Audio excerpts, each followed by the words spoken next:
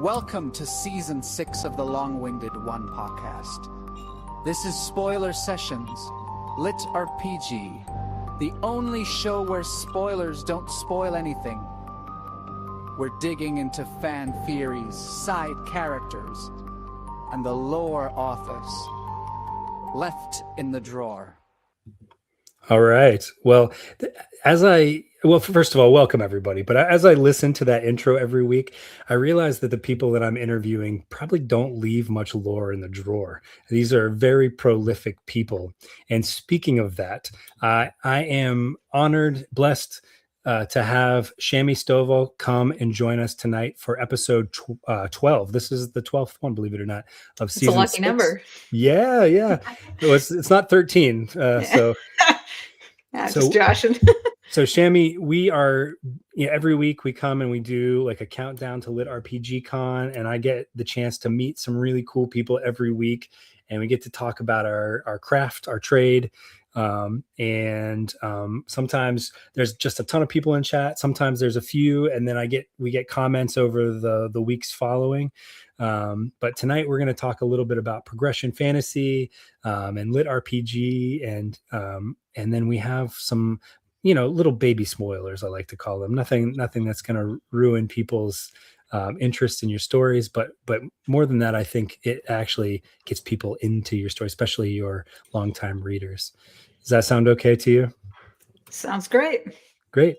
So it'd be awkward if I were like, no, it sounds awful. Yeah, I changed my mind. It would be awkward, but it's okay. So you are, among other things, the author of the Frith Chronicles, the Kronos Chronicles, the Words of Power series, the Nexus games, the Crown tournament that you write with Ryan Tang, and we have a special guest here tonight that can talk a little bit about that series, and you've written many other things, and so welcome, and I look forward to discussing all of this stuff with you tonight. Again, the theme is spoiler sessions, so we're going to talk about things that your fans are probably super interested in, things that maybe they don't even know about. But before we do that, I think we're gonna focus mostly on the Frith Chronicles and the Words with Power right in the beginning. Do you want to give a kind of a high level overview of those two stories, so when we talk about them, it kind of makes sense? Well, I usually describe the Frith Chronicles as like a Pokemon meets Harry Potter style thing. It's a world with mystical creatures where people bond to them, and depending on what you bond to determines the type of magic you get. I also set it in the Age of Sail, so it's like swashbucklers and pirates and stuff like that. So, it's a lot of fun. I would say it's a really fun series just to dive into. Words of Power is a little more darker. I would like to say that it's like the people describe grim dark, but this is like noble dark, where the main character is a very good guy, but the world might be spooky and frightening and dark, but he attempts to fight against it, type of thing. It's in a world where people get magic based on these rings, the ring warlocks.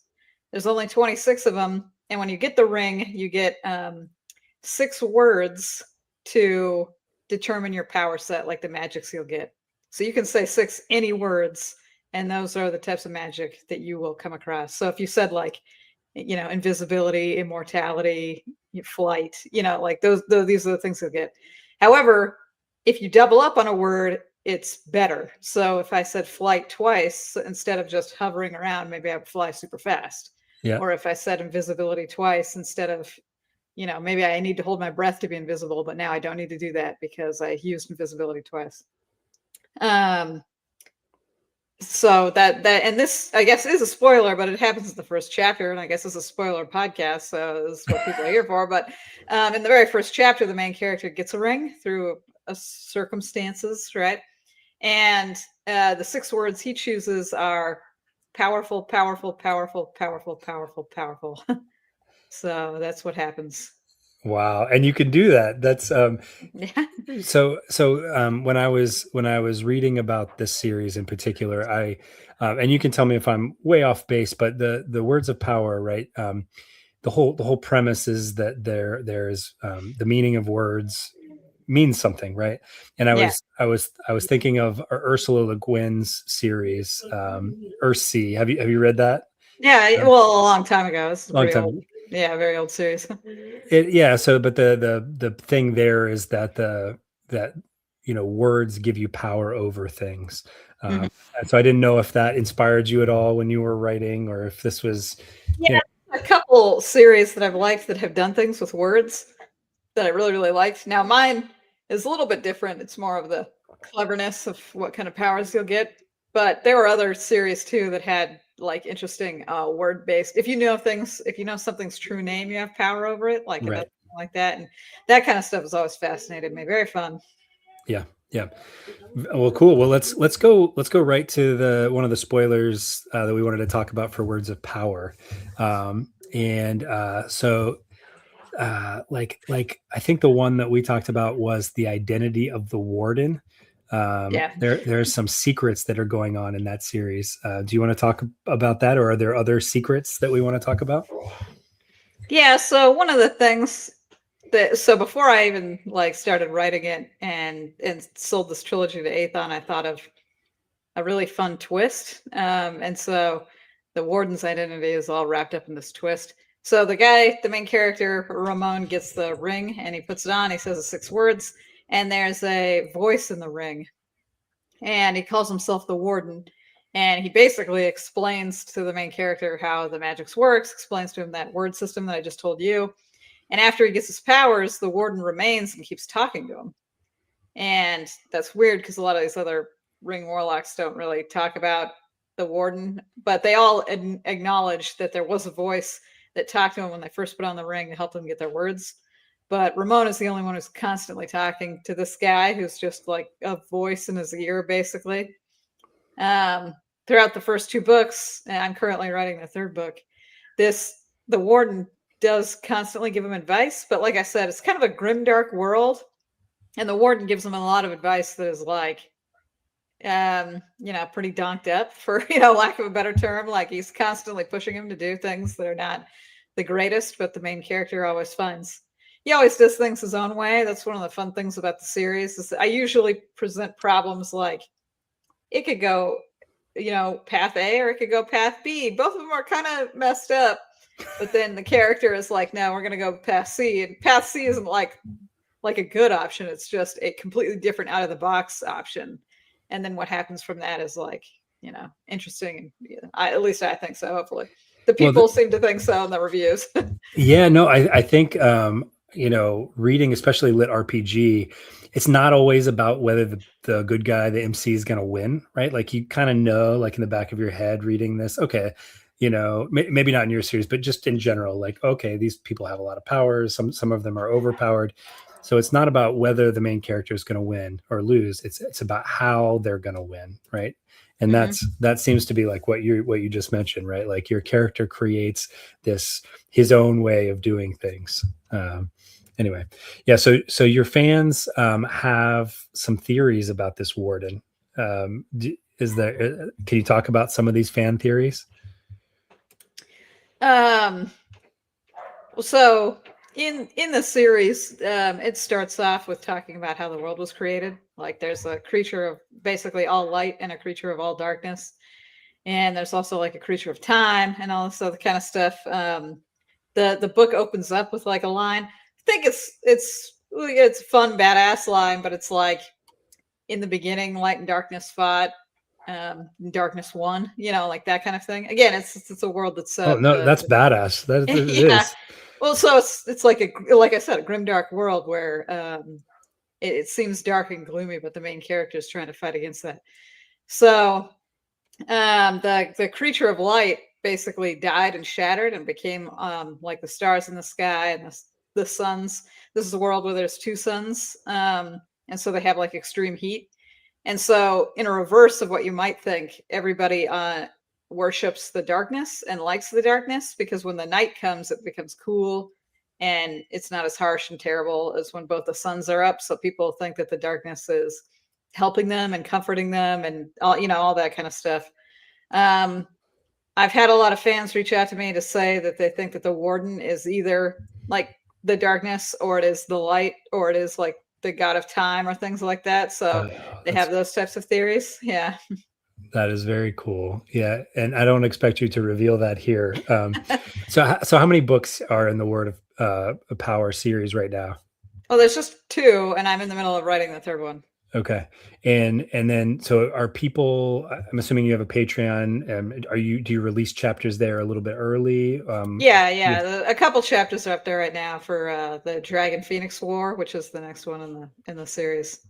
Cool. And so how many books, I am curious, do you write at a time? Because you have all these series, right? Are you writing multiple books at the same time? Yeah, I usually write like 2 to 3 at the same time. Sometimes I put something on the back burner and then I'll come back to it later when I've finished one of these other things. Since I've had my kid, like I just gave birth like just 3 months ago, so it's not, I've been a little bit slower, frankly, because I had to recover. My birth was actually a little rougher than I was hoping it would be. This was your first? Yeah, it was my first. And I was in labor for like 54 hours, and then I needed to have an emergency C-section. So I had like all sorts of, then it was I had to recover. That's all I'm trying to say. So since then, I've been a little bit slower. I've trying to get back on the horse, and obviously my schedule is a little bit different because now we have a baby to look after. I feel like most people understand, but I still feel bad. I beat myself up about it because I'm not writing fast enough. Well, they would be beating down your door for you to write faster, regardless of whether you had a baby, I'm sure. Yeah. And just in case anybody who's listening to this, they don't know, you're married to John, who is a prolific lit RPG author as well, and he's going to be coming on the podcast in May. So we'll get a chance to talk with John soon. And I want to just so I don't have to keep our special guest in the waiting room. We are going to talk about the Frith Chronicles very quickly, but I want to invite our guest in. This guest is somebody who has narrated one of your series. So let me bring him in now. Erebus Espirit, how are you? I'm doing well. How are you? Good. And this is a big reveal for you, right? This is the first time you've been on camera. This is, yes. Hopefully more in the future, but we'll see. This is the test run. See how everybody reacts. Something like that. Yeah.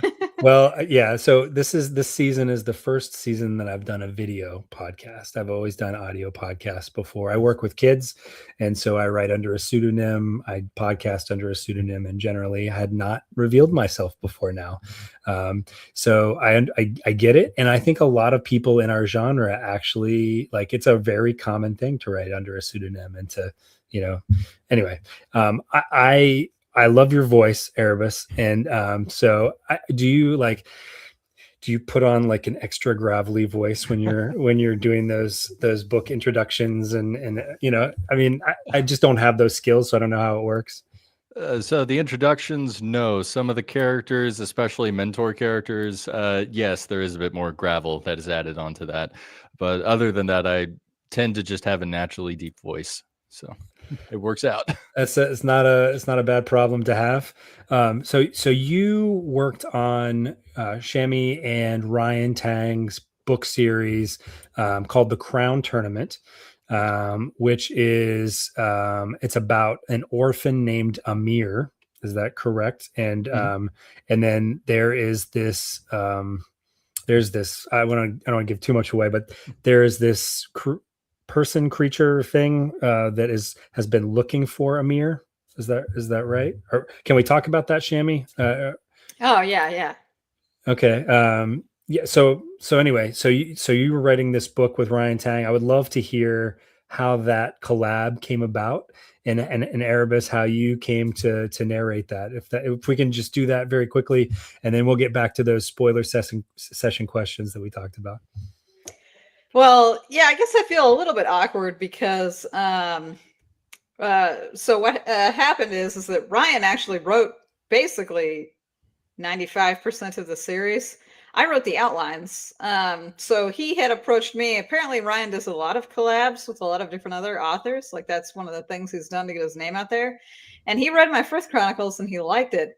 And so we talked, and we both have this love of like tournaments, frankly. And so I wrote some outlines, and I wrote the first chapter of book 1. And Ryan basically wrote the rest of them. Now, obviously, because I wrote the outlines, I know generally what's in the books themselves, but he was the primary like author, like writer of the thing. So, I'm a little awkward he's not here.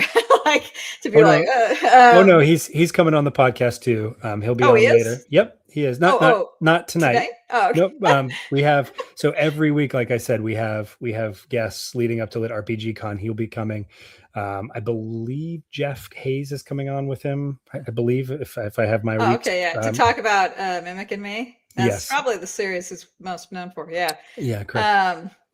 So again, I feel a little bit awkward because I feel like of the two of us, he's the primary author, and it was my universe, but it was him writing. No, I think people that listen to these podcasts, they don't really understand how the sausage is made. If you know, okay, yeah. So I think it's totally fine to talk about.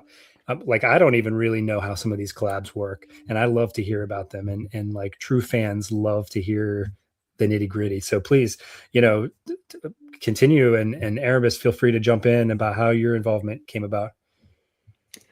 I know Ryan is a part of like a writers group. Like I'm in a group of like 10 or 11 other authors, and we talk about our writing projects. And every week we have people submit chapters, and we give feedback on them, that kind of thing. So Ryan was a part of my group. And like I said, he approached me, and we talked about a collab, and I wrote the outlines. He's a really nice guy. Like, I don't know if you've ever talked to him in person, but he's very positive. He's very outgoing. He's very ready to do stuff. He's super prolific. I guess out of everybody who writes, probably writes the most that I know of. Like he writes a lot.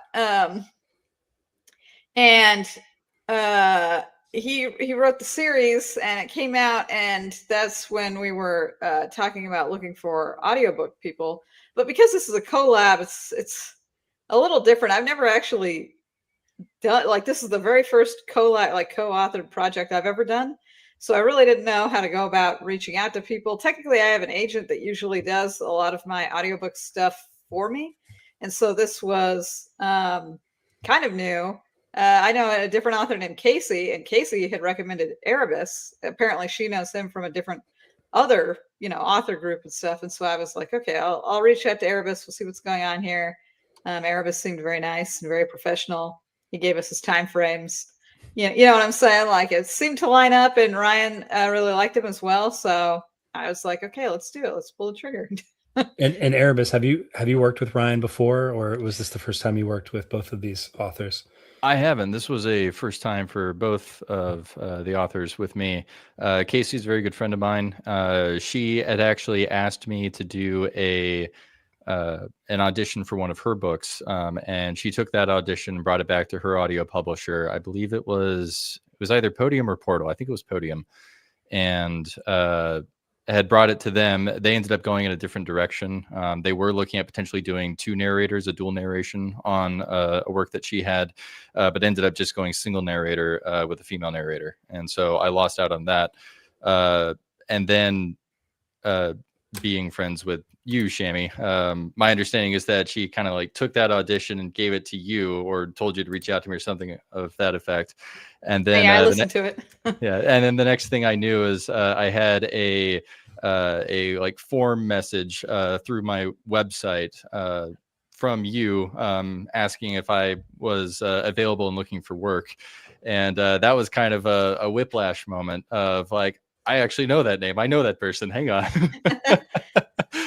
So that was very exciting for me to get to work with somebody whose work I've actually read before. And so that was awesome, because I only started really professionally narrating last year. I had like 1 audio credit back in 2023, which is really where I got my feet wet. And then I kind of put it on hold, and then didn't get really into it until almost a year ago, about 11 months ago. back in March of 2025 was really when I got kind of bullied and peer pressured into it by a few other friends of mine. And now work has been like pretty much steady ever since then, which has been awesome. You're an author as well. I am an author as well. Yeah. So you were plugged into the community pretty well. Well, I want to just bring us back here. So we only have about 10 minutes left. And we have some folks in chat, but they're being very quiet tonight. So a lot of times people will go back and forth and they'll ask questions, but nobody's asking any questions. So if you're watching in chat and you have a question of either of these fine people, please go ahead and write it in the chat, and I will. Sometimes I'm not very good about checking those, but I will check them tonight. Okay, so let's shift gears a little bit to the Frith Chronicles, and you've told us a little bit about what that's about already, Shami.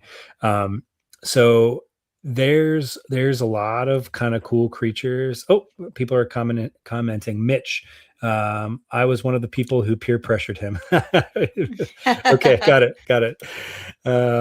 So there's a lot of kind of cool creatures, and you can mention some of the I don't want to call them creatures. There are different races of.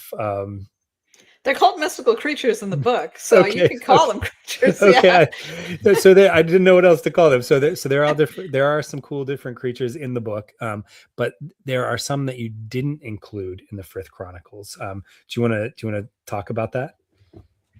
So I created a bunch of creatures for the series, and one of them was like a crypt sentinel.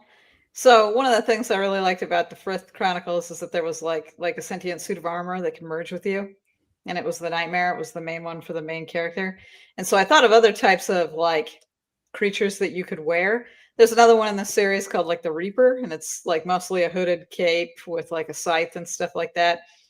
My husband and I created a tabletop game, and in the tabletop game, we had a whole entire familiar system, and this is where I actually got a lot of my ideas for the Frith Chronicles. And there was a category of familiar that we called puppets, and that's these things that you can merge with. So I wanted more merge creatures, but I didn't put them in the series. I mean, at some level, I already had like lots and lots of creatures, like hundreds of creatures. So do we really need a whole bunch more? But there was a Crypt Sentinel, and it was meant to be more like a normal suit of armor, frankly. Like a Nightmare is mostly made out of shadow. Yeah. And the Reaper isn't really armor at all. Like I said, it was like a hooded cloak and a scythe. But this thing was meant to be like actual armor, and functioned a little bit more like armor as opposed to the shadows. It never got put into the series. There are a few things like that, if that makes any sense. Yeah. Where did you get your inspiration for all of these, other than the board game, of course? I mean, where do you pull from, like classic mythology or Dungeons and Dragons, or do you dream these things up? Well, so I actually wrote an entire bestiary for my Kickstarter of the Frith Chronicles, and in the bestiary, I have an entire section for each of the creatures, and then I have a thing in there that's like a real world inspiration, like things that I drew from in order to either make the creature or why the creature's involved in the series to begin with. And a lot of the creatures are basically based off of just generally myths or mythos. Like the Nightmare itself is based off of ghosts from Okinawa. So there's a whole huge myth around like soldiers, the ghosts of soldiers that are lingering around this island in Japan, and that they want to get vengeance for whoever killed them or things like that. And the Nightmare is a creature that is born from a ruler who has been assassinated. And so then the Nightmare is very like motivated for revenge against people that have harmed, it's the guy that killed or whoever was killed. So I really like that. Like it's obviously a direct inspiration, but it's my own take or my own spin on what was going on with it. So I like that kind of thing. No, that's very cool that you can pull from those, very specific cultures. And there's something similar in Celtic mythology, which I kind of got into for the last couple of years. Well, so we have a couple of other things that we're going to talk about here, side characters being one of them, and we don't have much time to do it. I want to we have about 5 minutes left. Let's talk about a few of these side characters, and then if it's okay with you both, I'd love to hear what you have going on and what's coming out soon, what we can look forward to.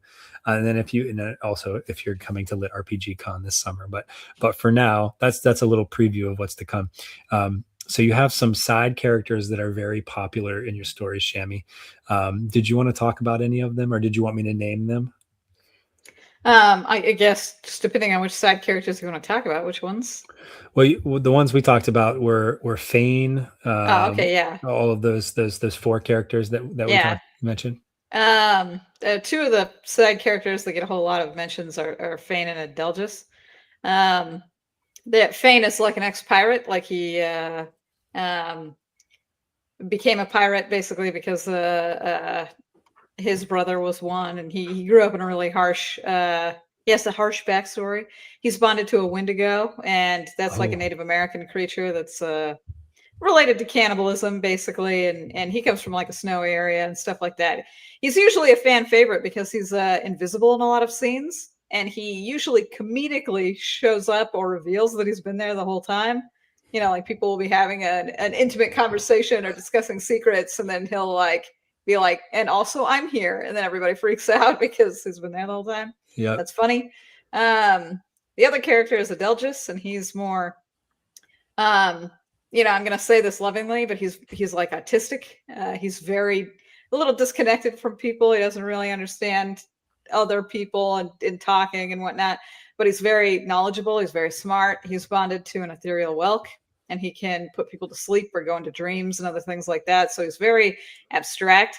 And him and Fain get along really well, and later even have like a romance. And a lot of people have always commented to me that they really like those 2 characters getting together because they always felt a little bit like outsiders. Like both of them were always kind of away from people, or they didn't really know how to interact with people for one reason or another. And then it was nice for them to have a happy ending. Mm-hmm. Like at the very end of the series, like nothing bad happened to them, basically, you know, like that kind of thing. So I get a lot of people that talk to me about them quite often. Nice. And then you mentioned 2 others, Karna and Sorin. Yeah, Karna is she's like a shape-shifting lady. She can change her appearance to be anybody, and she does a lot of mischievous things with that. I feel like those types of characters are just liked by a certain, you know, like where you see it and you're like, that's the trope I like. It's mystique. But Karna is a good guy, whereas usually these types of shapeshifters become bad guys or rogues. Yeah. Karna goes out of her way to help basically prostitutes, because she used to be a prostitute before she became an arcanist. She was bonded to a doppelganger, and that's how she gets her like ability to transform and to look like other people. And so, you know, people really resonate with that. She's really fun. And Sorin is the brother of Gray. He's technically in the Astra Academy series. He's not in the Frith Chronicles. And he's like a philosopher knight, like a guy who talks about poetry, recites poetry. He's bonded to a nightmare. He's a very nice guy, like very honorable and noble. I like writing unironically good characters. That's like one of my favorite archetype. I know that that's not always popular. I know people really love like, whoa, the super morally gray guy, and even maybe he's gonna stab you or something. You never know with this guy. But I actually really, really like noble, good people who are trying to fight back against the darkness. It's one of my favorite tropes.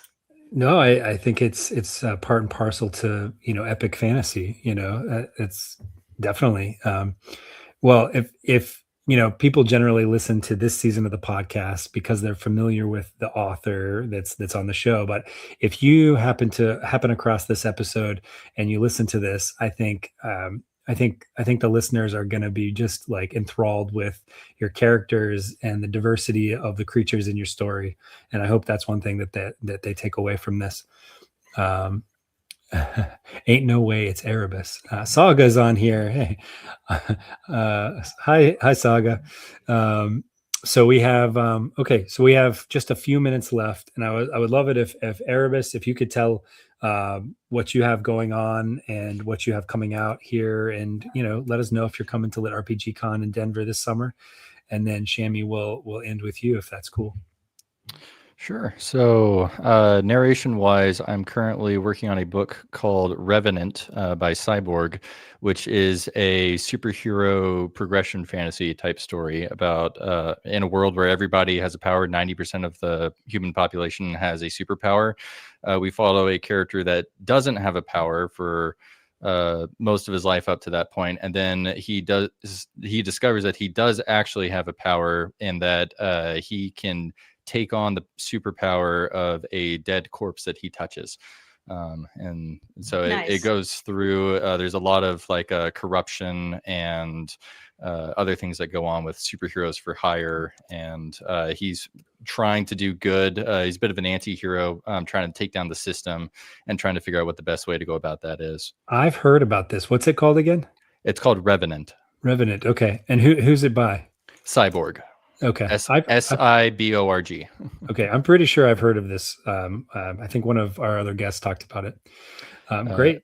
And then my book was, I write the Project Tartarus series. It's a Greek mythology lit RPG series. Very heavily dives into themes about like identity, duty, found family, stuff like that. The fourth book in that series actually comes out next month, and then I'm hoping to have the fifth and final book in that series out by the end of the year, and can start moving on to other projects. And here's a question for you. I'm sorry to interrupt, but do you narrate your own books? I do not. So I actually got these. Michael Naramore is the narrator for my books. He's a fantastic, excellent narrator. I had actually hired him to do that before I started narrating professionally. So that's actually a question I get a lot is, do I narrate my own books? The answer is no. I have a better narrator who narrates my books. But he has been just phenomenal. A lot of what I do from the narrator side is stuff that I learned working with him from the author side, because I worked with him, contracted him directly. Very good. And go ahead. And Lit RPG Con, that's a yes for me. I've got my tickets already.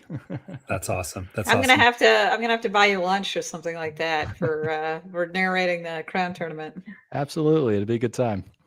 Well, I mean, we're gonna, just wandering around that place, you just see like everybody there is a fan. There are so many authors, so many narrators. It's just a blast. And what about you, Shami? What do you have coming out soon? I guess I don't have anything like on the schedule, like for pre-order or anything like that.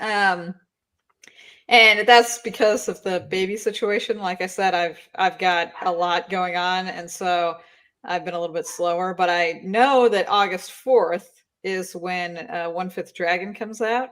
So I had written that a long time ago. It's coming out with Fain Books, so they have like an entire production schedule that takes like a year or so in the background. So it's slowly being edited and put all together, and it'll release August 4th, just in time for Dragon Con, but not in time for Lit RPG Con, even though it is a progression fantasy. My husband and I technically are writing a superhero story together, but like with Ryan Tang, I was the one who wrote the outline, and John is the one who's writing the actual book. I love superheroes, so the fact that Erebus over here was talking about this Revenant book, I'm like, oh, I just put that on my TBR. That sounds great. I love superheroes. Ours is called a superhero called Doberman. His superhero name is Doberman, but he's actually possessed by like the spirit of Anubis. So he's actually a jackal, but he transforms into basically what looks like a were-jackal, but everybody confuses him for a Doberman because nobody knows what a jackal looks like when he's fighting all these criminals, and they're like, oh my god, he's a Doberman, and he's like, no, I'm a jackal, what's wrong with you guys? So yeah, he has like this Anubis powers, and because his superpower is based on basically like a curse or magic, they don't have a way to determine it. Most other people's superhero powers are based on like a mutant development that happened on Earth.